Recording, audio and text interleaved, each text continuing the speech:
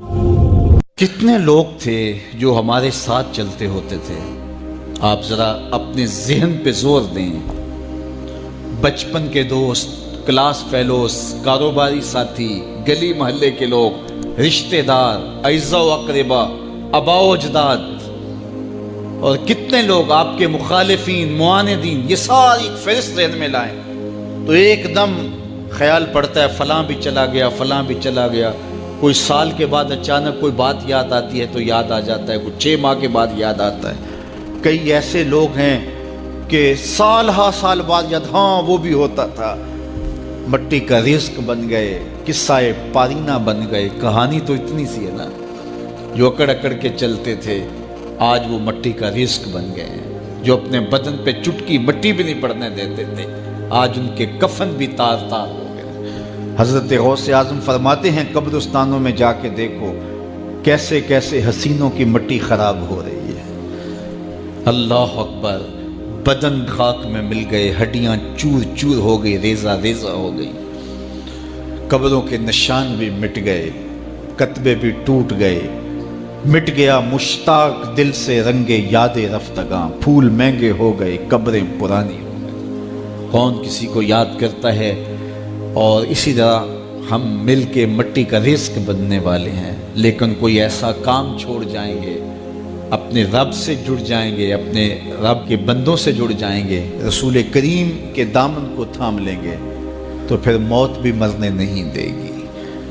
پھر سرخرو اور سر بلند ہوں گے، پھر عزتوں کے تاج سروں پہ رکھے جائیں گے، وقار کی مسند پہ بٹھائے جائیں گے۔ فقیر نام تنا دا باؤ، قبر جنہ دی جیوے ہو۔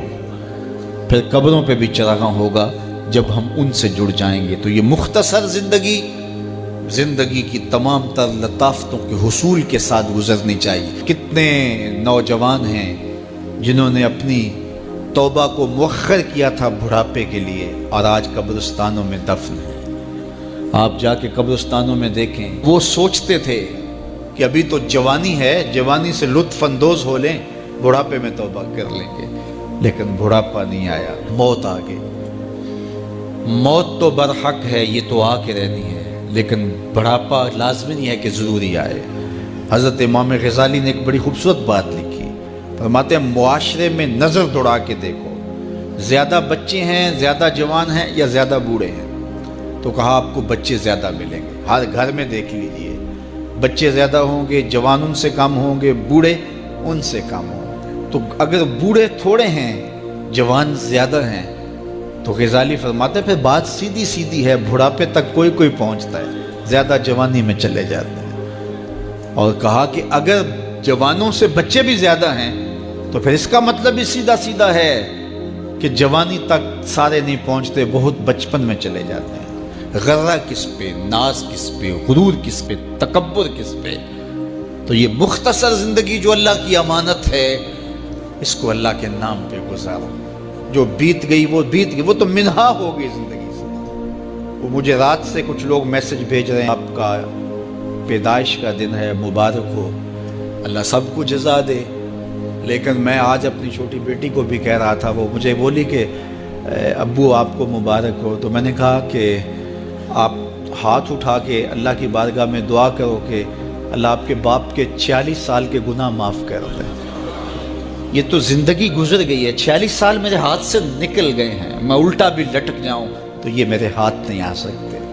اگر میں نے اچھے گزارے ہیں تو مجھے مبارک ہو، اگر قبول ہو گئے ہیں، اور اگر اچھے نہیں گزرے تو مجھے توبہ کرنی چاہیے، زندگی کی کوتاہیوں سے توبہ کرنی چاہیے۔ ہم سمجھتے ہیں ہم بڑے ہو رہے ہیں، حقیقت میں ہم چھوٹے ہو رہے ہیں۔ ہم اپنی زندگی کے اہداف طے کریں، زندگی کے مقاصد طے کریں، ساری زندگی اس کے گرد سفر کرنی چاہیے۔